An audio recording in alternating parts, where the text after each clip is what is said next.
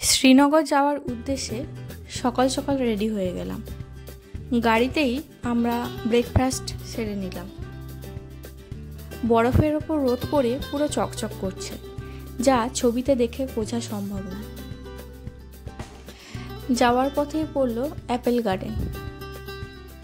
Apple গাছে শুধু দেখা হলো, আপেল আর দেখা হলো না। আপেল আরও কিছুদিন পর এখানে ধরবে বলল। এখানে আপেল জুস আরও নানা রকমের জুস এখানে বিক্রি হচ্ছিল। এখান থেকে আমরা ফ্রেশ হয়ে আবার গাড়িতে উঠে পড়লাম। আবার কিছুক্ষণ পর চা খাওয়ার জন্য দাঁড়ানো হলো। এখানে অনেকে চা খেলো, কাঢ়া পাওয়া যাচ্ছিল, কাঢ়া খাওয়া হলো। এখানে একটি দোকান ছিল যেখান থেকে ড্রাই ফ্রুটস কেনা হলো। দেন ফ্রেশ হয়ে আবার আমরা গাড়িতে উঠে পড়লাম। যেহেতু রাস্তা অনেকটা, খাবার অনেকটা সকালেই বানানো হয়েছে, তো খাবার খারাপ হয়ে যেতে পারে। এই জন্য আমাদের অনেকটা আগেই খেতে দিয়ে দেওয়া হলো। ওই দুপুর 12টার দিকে আমরা লাঞ্চ সেরে নিলাম। এই জায়গাটায় লাঞ্চ করা এক অন্যরকম অভিজ্ঞতা, যেন প্রকৃতির কোলে আমরা খাচ্ছি। দেন এখান থেকে খেয়ে দিয়ে আমাদের শ্রীনগর যাওয়ার পথে পড়বে দুধপাত্রি। দুধপাত্রি আর একটা স্পট। মেন স্পটটায় যেতে গেলে ওখানে ঘোড়া করে যেতে হয়। তো যেহেতু সায়ন্তনীর সমস্যা, সায়ন্তনী ঘোড়ায় চাপলো না, আর অদিতিদির ভয়ে চাপলো না, তো আমরা তিনজনেই যে আমরা ঘোড়ায় চেপে মেন স্পটটায় গেলাম। আর অদিতিদি আর সায়ন্তনী ওখানেই আশপাশটা ঘুরে দেখল। গোটা কাশ্মীরে এই দুধপাত্রিতে যে আমার ঘোড়াওয়ালা ছিল, তাকেই একমাত্র আমার ভাল লেগেছে। অনেক সহযোগিতা করেছে, অনেক ভালো ব্যবহার করেছে। এই একমাত্র মানুষ যার ব্যবহার গোটা কাশ্মীরে একমাত্র ভাল লেগেছে।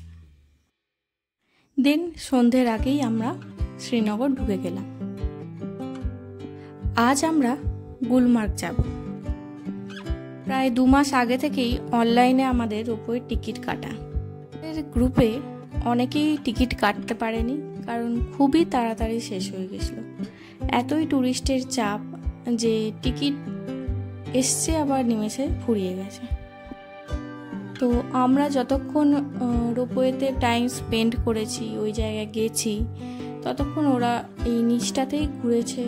অনেক রকম অ্যাক্টিভিটি আছে, সেইগুলো করে সময় কাটিয়েছে। কিন্তু গুলমার্গে এসে এই যদি রোপওয়েটা না চাপা যায়, এটা একটা অনেক বড় মিস করে যাওয়া। বিশেষ করে ফেজ 1 তো আছেই, ফেজ 2 অবশ্যই দেখা দরকার, কারণ ফেজ 2 এক অভূতপূর্ব অভিজ্ঞতা। গাড়ি থেকে নামতেই ওখানে জোড়াজুড়ি শুরু হয়ে যায় গাড়ি নেওয়ার জন্য, কারণ যেখানে পার্কিং যেখান থেকে রোপওয়ের এন্ট্রি সেখান অবধি যাওয়ার জন্য ওরা গাড়ি নেওয়ার জন্য জোড়াজুড়ি করে। কিন্তু আমরা একটু জিজ্ঞাসা করে একটু এগিয়ে যেতেই দেখলাম খুব একটা দূরত্ব নয়, কিছুটা হেঁটে গেলেই এই জায়গাটা পড়ে। এবং কিছুটা আগে থেকে এখানে আসার জন্য অটোও পাওয়া যায়, যেটা অনেকটাই কম খরচ পড়ে। এই গুলমার্গে আসার আগে অনেক ভিডিও পেজে আসছিল যে প্রচুর লাইন, সারাদিন ধরে লাইন দিতে হচ্ছে। আমাদের হোটেলেও একজন ট্যুরিস্ট যে বলল যে তার আগের দিন গেছে, প্রচুর লাইন দিতে হয়েছে। হ্যাঁ, আমাদেরও এখানে লাইন দিতে হয়েছে, কিন্তু লাইন ওরা এক জায়গায় স্থিরভাবে দাঁড়িয়ে থাকেনি। লাইন রানিং ছিল, বড়জোর 15-20 মিনিট ফেজ 1 যাওয়ার জন্য আমাদের লাইন দিতে হয়েছে। আমার উঁচু জায়গা থেকে একটু ভয় লাগে, তাই ভয় পাচ্ছিলাম, কিন্তু ফাইনালি দেখলাম ভয় পাওয়ার মতো কিছুই নেই। কারণ নিচটা পুরোটাই সাদা বরফের চাদরে ঢাকা, তাই গভীরতাটা বুঝতে পারছিলাম না।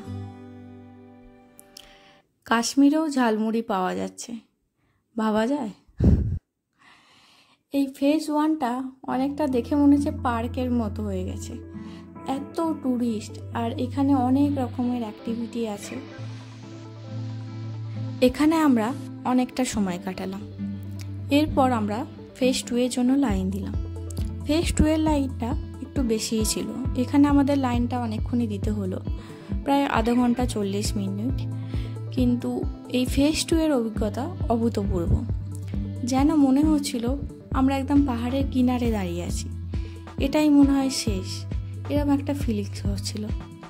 কিন্তু এখানে এতটাই ঠান্ডা যা তুলনা হয় না, মানে অসম্ভব হাওয়া দিচ্ছিল, ঝোড়ো হাওয়া।